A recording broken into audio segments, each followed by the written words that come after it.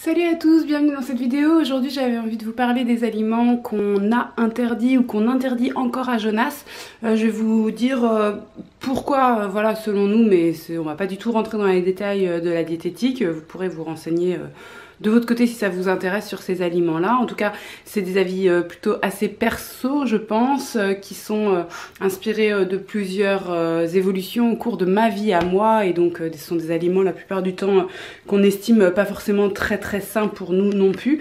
Maintenant, c'est vrai qu'avec un enfant, on fait peut-être un petit peu plus gaffe quand même, en tout cas dans les premiers temps. Donc, je vais vous dire ce qu'on a interdit strictement au début et puis ce qu'on a commencé quand même à introduire et pourquoi. Ceux qui me rejoignent par cette vidéo, faut que vous sachiez que j'ai un aîné de 4 ans et demi et que là je parle de Jonas qui a 20 mois. Donc le fait d'avoir un aîné joue quand même énormément pour certains aliments, je vais vous détailler ça juste après. Donc il y en a 15, on y va. Donc premier aliment, le chocolat. Le chocolat c'est un aliment qu'on n'a vraiment pas introduit pour Enzo rapidement, donc même pour les fêtes de Noël ou pour Pâques, on s'arrangeait pour pas forcément offrir du chocolat.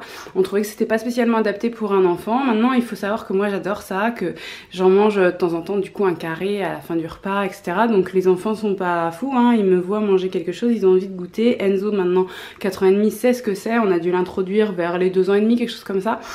Et du coup bah, il en demande aussi. Alors moi je lui donne pas un carré entier, je lui donne un petit bout et Jonas bah, voilà, arrive dans la foulée de son frère en tendant la main parce qu'il veut goûter aussi.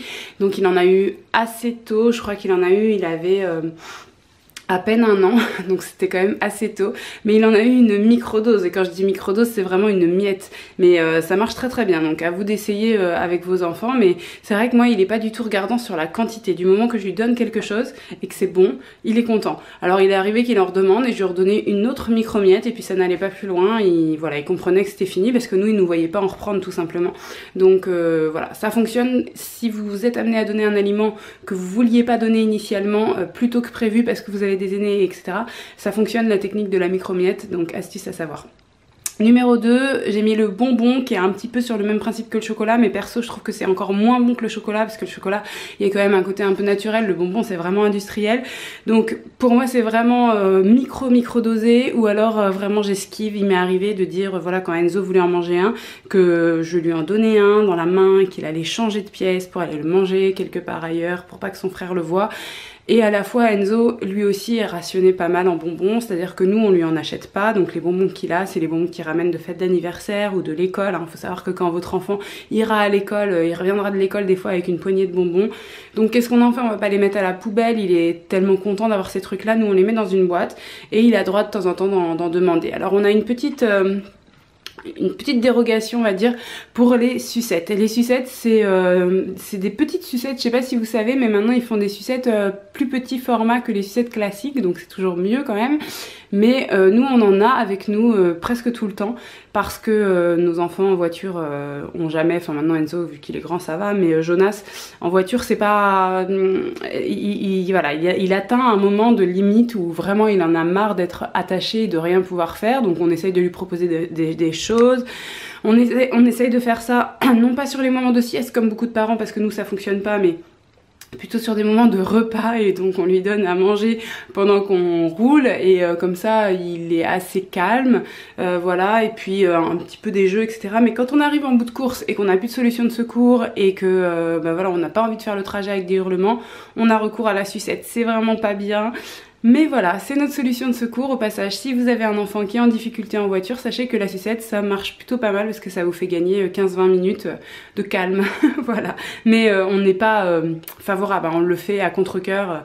Enfin, moi perso, hein, je le fais à contre-cœur. Après, bon, il peut y avoir des fois des bonbons qui sont un peu plus healthy que d'autres. Je m'y connais pas spécialement, je vous recommanderais pas spécialement une marque, mais bon, on peut voir, voilà, comme sur tout aliment, sur les notices.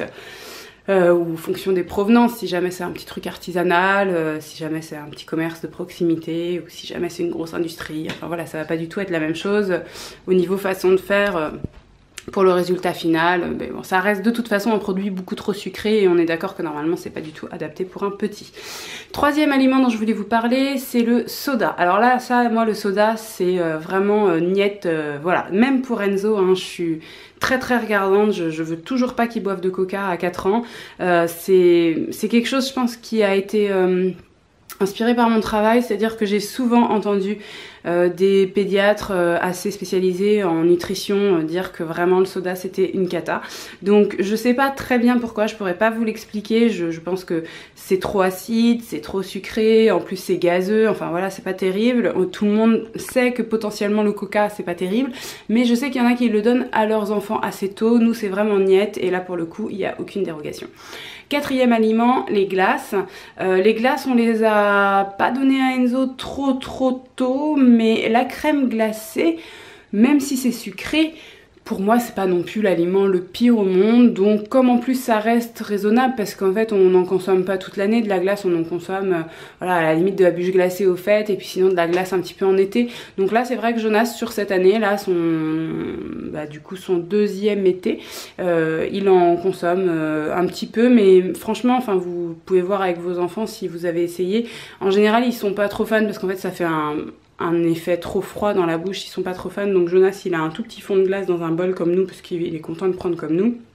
Il attend un peu que ça fonde, et puis il boit son petit fond de glace quand c'est un petit peu moins froid, c'est comme ça qu'il fait. Ou sinon il lèche un peu nos glaces si jamais on en prend, voilà, si on va à la plage et qu'on prend une glace, il lèche un peu, mais il est pas fan non plus, c'est plutôt par imitation. Et du coup c'est pas un produit interdit, c'est un produit, enfin pour nous en tout cas, c'est un produit qu'on donne le plus tardivement possible et à plus petite dose possible quand même. Le cinquième produit dont je voulais vous parler, ce sont les frites. Alors les frites, c'est vrai que moi j'étais vraiment opposée complet aux frites industrielles. Maintenant j'ai lâché prise sur ce côté là, parce qu'il y a quand même pas mal de fois où je trouve que c'est pratique de pouvoir leur mettre des frites, au moins je sais qu'ils vont les manger.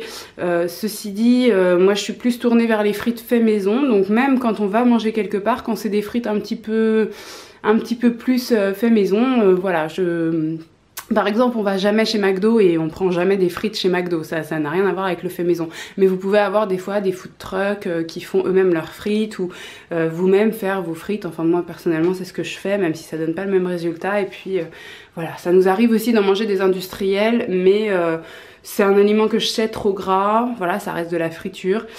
Donc on essaye tant que possible que ce soit pas trop régulier. Après c'est pas un aliment qui m'effraie trop. Un autre aliment qu'on met souvent avec les frites, donc le sixième dont je voulais vous parler et qui là pour le coup est complètement interdit, c'est le ketchup.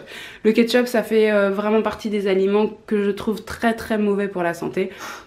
Donc pour nous c'est vraiment pas possible le ketchup. Enzo c'est déjà arrivé qu'il en demande et qu'il en ait. Bon c'est à contre-cœur, mais il est suffisamment grand quand même pour à mon sens goûter. Après on essaye de limiter. Par contre Jonas Seignette il y a pas accès pour l'instant. Septième aliment, tout ce qui est cacahuètes, pistaches, amandes, noix de cajou, toutes ces choses là, tout simplement on les donne pas, parce qu'on estime que même si Jonas a beaucoup de dents, ce serait vite fait qu'il s'étouffe un petit peu avec, enfin donc voilà. Donc on les donne pas telles quelles. Par contre il m'est déjà arrivé, parce que c'est pas toujours des aliments que je trouve mauvais, par exemple les amandes, moi je trouve que c'est plutôt bon, surtout des amandes non salées, non grillées, enfin voilà, des amandes comme ça. Je trouve que c'est plutôt bon, donc je les pré-mâche et je lui donne après. Donc vous pouvez trouver ça dégueu si vous avez jamais essayé. Perso ça me choque pas, je trouve qu'il y a pas mal de civilisations où les mères pré-mâchent pour leurs enfants. Au début ça m'a fait un tout petit peu étrange, et puis maintenant plus du tout. Je pré-mâche devant là avec mes incisives, et puis après je ressors la petite boule de pâte et je lui donne. Alors si j'ai autre chose à lui donner, je lui donne plutôt autre chose, mais si voilà, s'il a un peu faim et puis qu'on a juste quelques amandes avec nous, c'est ce que je fais plutôt que de lui donner les amandes en entier. Huitième produit dont je voulais vous parler, ce sont les biscuits apéritifs. Alors là pour le coup on n'en mange pas tellement nous, mais Fabrice quand même aime bien, donc Fabrice c'est mon conjoint. Et puis voilà, il y a eu des soirs où moi j'étais pas là, où il avait pas fait son organisation pour la cuisine comme il le voulait, enfin voilà, il avait besoin de gagner du temps, il a dégainé des biscuits apéritifs, il a vu que ça fonctionnait. Donc maintenant c'est un petit peu leur petit truc à eux, quand je suis pas là, voilà, ils ont quelques biscuits apéritifs. Je lui demande bien sûr de pas abuser puisque c'est excessivement salé, donc c'est pas du tout adapté, on évite tant que possible, mais occasionnellement du coup ils en ont déjà eu. C'est pas dramatique à mon avis, même si c'est un aliment qui reste pas du tout bon pour les enfants, on est d'accord. Neuvième aliment, le miel. Alors c'est un très bon aliment le miel, hein. Enfin selon moi en tout cas, c'est un aliment qui est plutôt sain, qui est plutôt riche en plein de choses, mais le problème c'est qu'il, vous le savez sans doute, il est interdit chez les enfants de moins de 12 mois parce qu'il y a un fort risque de botulisme. Donc voilà, Jonas n'y a pas eu accès pendant sa première année, et puis après on a commencé à lui en donner. Dixième aliment, tout ce qui est compote industrielle, vous savez les trucs vraiment très sucrés.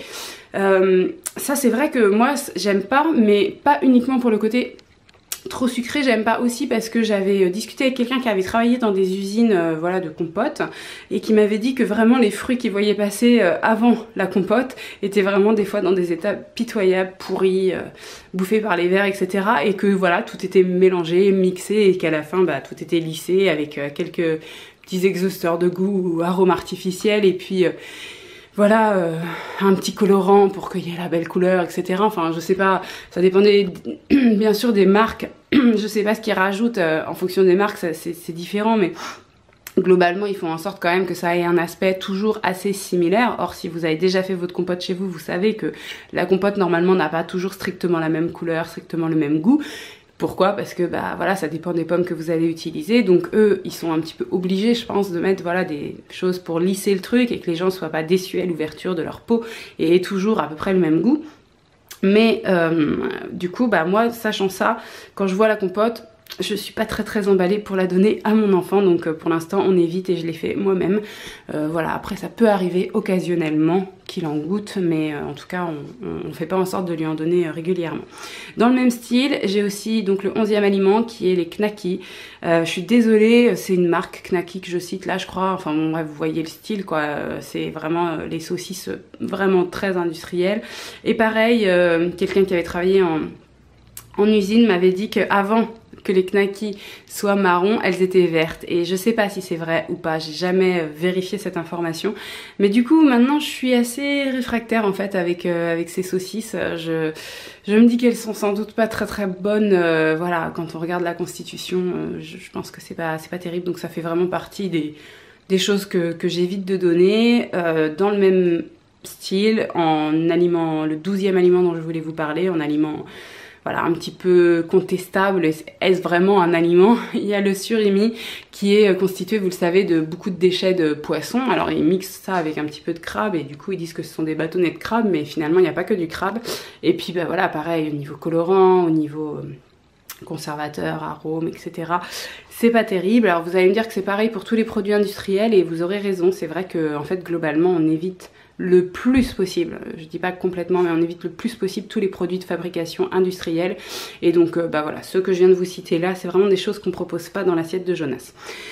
Ensuite, donc aliment 13, la viande, quand je la cuis, alors je ne sais pas si j'ai raison ou pas, mais personnellement je propose toujours de la viande bien cuite à mes enfants. Parce que bah voilà, j'ai notion que pendant la grossesse on conseille de la viande bien cuite aux mamans, parce qu'elle pourrait sinon attraper diverses maladies, etc. Et du coup, je reste dans cette dynamique, moi, avec des jeunes enfants, de proposer plutôt de la viande bien cuite. Je sais pas du tout si j'ai raison ou tort, mais en tout cas, à l'heure actuelle, j'évite toujours la viande saignante pour mes enfants. Si vous en savez plus sur le sujet, bah, vous pouvez le dire en commentaire. Honnêtement, ça c'est vraiment un truc, j'ai même pas fait de recherche là pour vous dire... voilà, si c'était une préconisation des médecins ou pas. De toute façon, d'un médecin à l'autre, on a toujours des préconisations différentes. Je pense que peut-être pour Enzo, maintenant 4 ans et demi, ce serait pas très intéressant, enfin pas très important de donner de la viande saignante. Peut-être que ça serait pas gênant. Honnêtement, je ne sais pas, mais en tout cas, il me semble que quand on commence avec un jeune enfant à donner de la viande, faut pas directement commencer par de la saignante. Mais ça, c'est uniquement de l'hypothétique, hein, vraiment. Voilà, je ne sais pas. En tout cas, sachez que ici, on leur propose pas de la viande saignante. On préfère leur proposer de la viande bien cuite. 14e aliment, avant-dernier, les petits pots. Donc les petits pots vraiment industriels, les petits pots, le truc fait spécial pour bébé. Mes enfants n'en ont jamais mangé, donc je pense que maintenant à 20 mois, je peux dire qu'ils n'en mangeront jamais. Même pas pour un dépannage ou quoi. Non, vraiment, ils n'ont pas accès à ça parce que moi j'ai une vraie... voilà, une vraie révulsion sur ce produit. Je trouve que c'est pas, c'est tellement éloigné d'un aliment en fait. Enfin voilà, je juge pas hein, si vous en avez utilisé ou si vous prévoyez d'en utiliser. Je veux dire, c'est vraiment, vous savez, hein, comme je vous ai dit au début, un avis personnel. Donc c'est ma façon de voir les choses et en aucun cas ma façon est meilleure que celle de quelqu'un d'autre. Voilà, c'est pas le but de la vidéo. Je vous explique juste voilà comment moi je fonctionne pour que peut-être ça puisse vous faire vous interroger et après si vous votre réponse c'est bah si moi ça me convient, bah ok, il y a pas de souci. Donc du coup sur les petits pots industriels, c'est vrai que personnellement Je me dis que le problème c'est que les saveurs correspondent pas vraiment à la réalité, la consistance pas du tout parce que bah voilà, on est très loin de la consistance d'un légume classique, tout a été broyé, mixé, mélangé. Et puis en plus, bah moi ça me gêne dans le sens où vous savez que j'ai pratiqué la diversification menée par l'enfant. Si vous le savez pas, je vais vous remettre un petit lien par ici. Mais du coup, bah c'est pas du tout adapté à l'autonomie de l'enfant à table puisque ça nécessite de le nourrir à la cuillère, donc ça nous correspondait pas. Et puis le dernier aliment, le 15e, sont les produits laitiers. Alors pourquoi ? Parce que, bah voilà, peut-être que vous étiez pas au courant si vous étiez pas déjà sur la chaîne à l'époque, mais j'ai fait toute une éviction de produits laitiers moi, parce que j'allaitais Jonas et que par l'intermédiaire de mon lait, je savais qu'il supportait, enfin je supposais qu'il supportait pas très bien un certain produit laitier, donc voilà, dans le doute, j'ai tout supprimé à l'époque, tout produit de lait de vache, de lait de brebis, de lait de chèvre, enfin voilà, il n'y avait plus rien du tout, même pas les traces, donc j'avais vraiment une alimentation très spécifique. Donc vous imaginez bien qu'en parallèle de ça, je n'ai pas proposé du tout à Jonas de produits laitiers. Ça a duré jusqu'à peu près ces 10 mois et après on a commencé, donc juste après que moi j'ai fait ma réintroduction et que je vois que ça se passe bien, on a commencé à lui proposer peut-être vers 11 mois, 1 an, on a commencé à lui proposer d'abord du fromage parce qu'il était demandeur de ça, donc on a commencé avec du fromage, je crois que c'était du fromage de brebis, et puis après on a été au fromage au lait de vache, et après on a proposé vraiment hyper tardivement des yaourts, très tardivement, je saurais même plus vous dire quand, mais au moins au 14e mois, quelque chose comme ça, 14-15 mois. Et puis bah maintenant on n'est plus du tout regardant là-dessus, hein. Il n'y a plus de soucis du tout au niveau digestif pour Jonas, donc voilà, on n'a plus du tout de vigilance là-dessus, mais il faut savoir que c'était aussi quelque chose qu'on esquivait au maximum dans son alimentation pendant les mois suivant ma réintroduction. On y allait très progressivement, et puis maintenant à ce jour il n'y a plus de vigilance. Donc vous voyez, si vous avez un enfant qui peut-être est pas forcément très porté sur les produits laitiers, et puis que bah, vous vous inquiétez de ça, et ben, sachez que peut-être ça viendra un petit peu plus tard, c'est pas du tout problématique puisque Jonas au final là à ce jour c'est quelque chose qui l'affectionne ni plus ni moins, voilà, ça fait partie de son alimentation normale. Et j'avais d'ailleurs lu à l'époque quelque chose dont je vais vous remettre le lien en barre d'infos si je le retrouve, et je pense que je vais le retrouver, au sujet de l'introduction justement des produits laitiers, et il était dit un truc assez étonnant qui était que si vous introduisiez les produits laitiers de lait de vache plus tardivement, vous aviez moins de risques d'avoir un enfant intolérant en grandissant, allergique au lait de vache en grandissant. Ils avaient fait ça par rapport par exemple à des bébés qui avaient été nourris au biberon de lait de vache et d'autres qui avaient été allaités avec le lait de vache introduit plus tard, et ils avaient vu qu'il y avait moins d'intolérance chez les enfants qui avaient été allaités et avec une introduction plus tardive du lait de vache.